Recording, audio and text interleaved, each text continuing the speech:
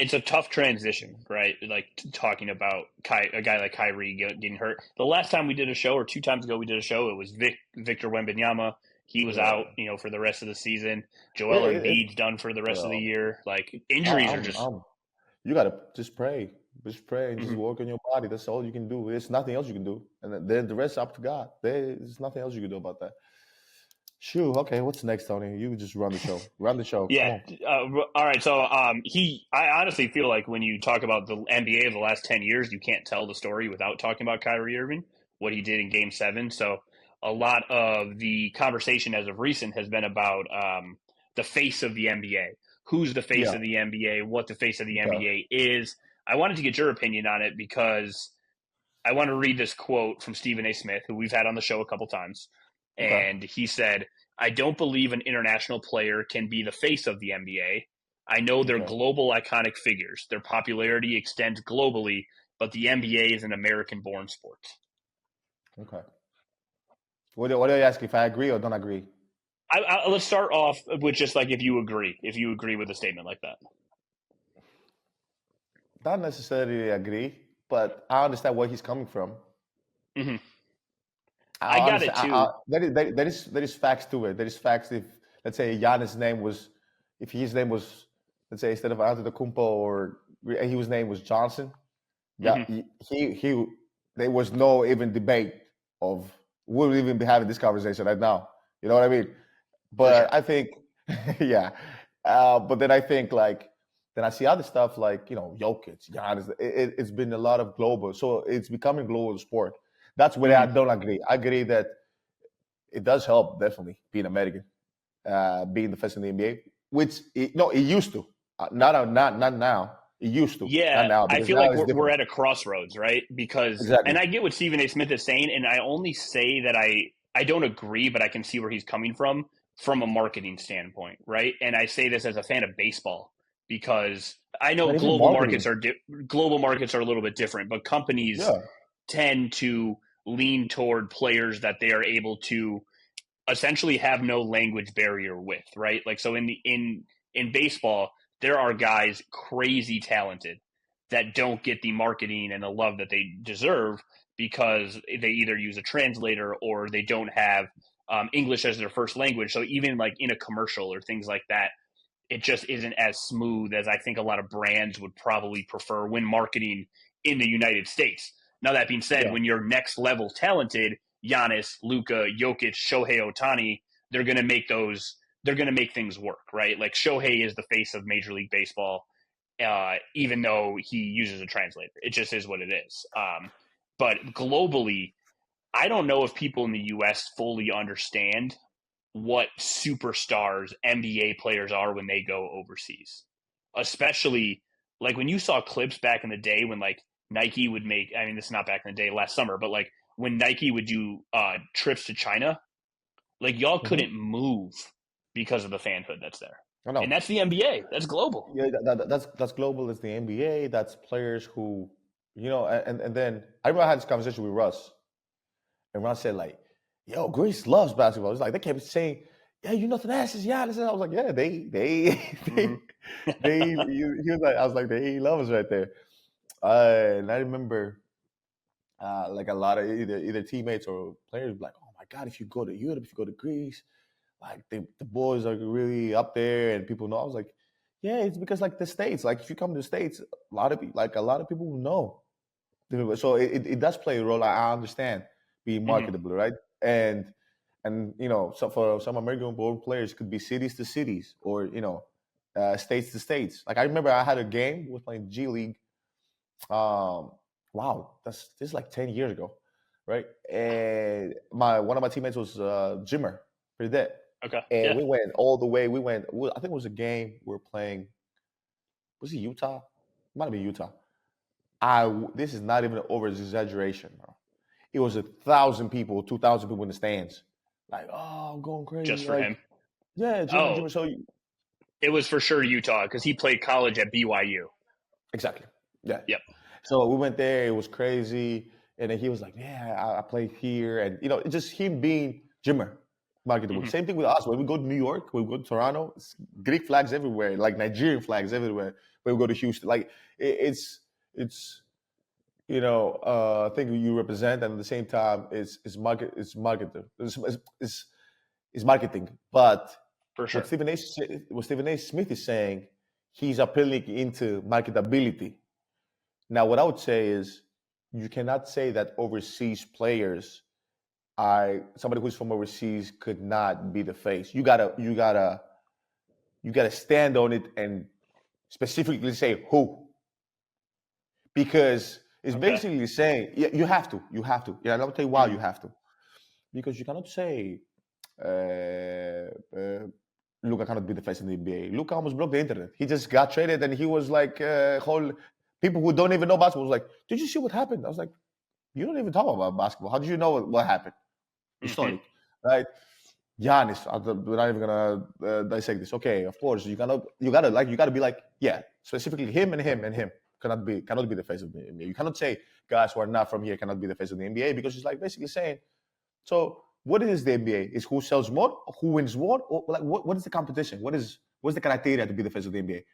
Yeah, and I That think in today's game, different than other eras. Like there were obviously a lot of like good players, but there's so much overlap today in terms of like generational greatness. Like obviously when Jordan played, there were guys on the front end and the back end of his career that overlapped with him, whether it was like a Magic Johnson or Kobe coming in at the back end, right? Like there's generational faces of the league, but in today's game, I'll use even the current guys who might retire within the next 5 to 7 years, right?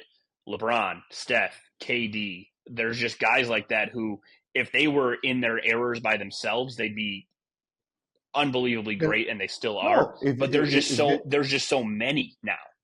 yes, Tony. That's why I said Stephen A. Smith has to specify and say who, Hmm. because you could have went to their era and said it was a lot of faces of the NBA. It wasn't just one. You cannot say the era with LeBron, Steph Curry, KD, and Kobe, and what's his other, and Shaq, and everybody played at the same time. He was the face. You cannot say Yeah. that, because it's crazy. It's madness to say this. There were multiple faces of the NBA, just like now there are multiple faces of the NBA. There's Hmm. multiple guys who are playing for the NBA. But if you're going to say that, you got to specify and say like, hey, because you cannot say who wasn't born here or who is not, who's an international player can be the face. So why? So why do they Yeah. have a son? So why are they so big as a brand if they cannot be the face? Now I Yeah. get I get what you say. If you're thinking about specific, like, I can understand his argument, but then you have to come with facts, which he always does that. I love Hmm. Steven A. He always brings the facts. So I'd love for him to elaborate more into saying like, hey, what's the criteria of being the face of the NBA?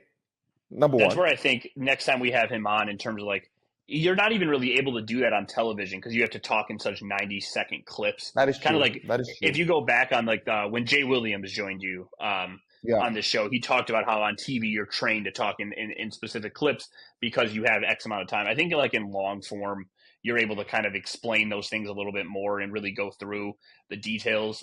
What I would like to see, it would if I was marketing, if I was on the marketing team at the NBA, I would take, maybe you just throw this into AI. I would take the top 10 players in the league right now. And we're just throwing names out there. We got LeBron, we got Steph, we got KD, Giannis, yeah, Luca, Jokic for sure, right? Throw yeah. all their like portraits into AI and combine their faces and run a marketing campaign literally that just says face of the NBA. And like then you literally have the world covered. It's a mashup of all of these faces together. I think that would look pretty cool.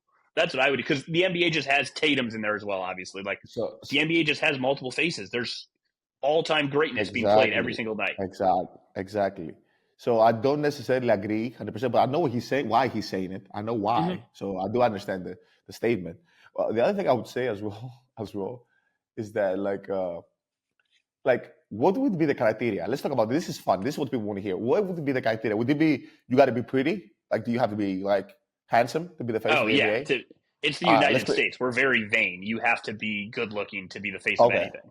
Good looking to be the face of the NBA. All Yeah, right, so I'm cool. out. I am no longer in consideration. You just fine. You great, bro. Okay, handsome. Okay, what else would you put? All star. You got to be an all star, right? All Yeah, star. yeah. Okay. What else? I think you have to have an elite. Elite's not the right word. You have to be very charismatic. Your charisma, personality has to be very, I think personality. you have to be able to walk. So make But people make people smile, make people laugh, make people respect you, maybe make people see a glow from you. yeah, Basically, let's call yeah, it the glow. Let's call it the glow. yeah, you have to have kind of all of those things. When you walk into a room, like you have to just kind of own it. I think that Yeah. that persona is very important. So good looking, all star, elite persona, charisma, and then What else? I think like you have to be obviously you have to be likable. I think that goes into the Okay. persona kind of thing. Yeah. And then I do think you have to be smart off the court. Like you can't have anything.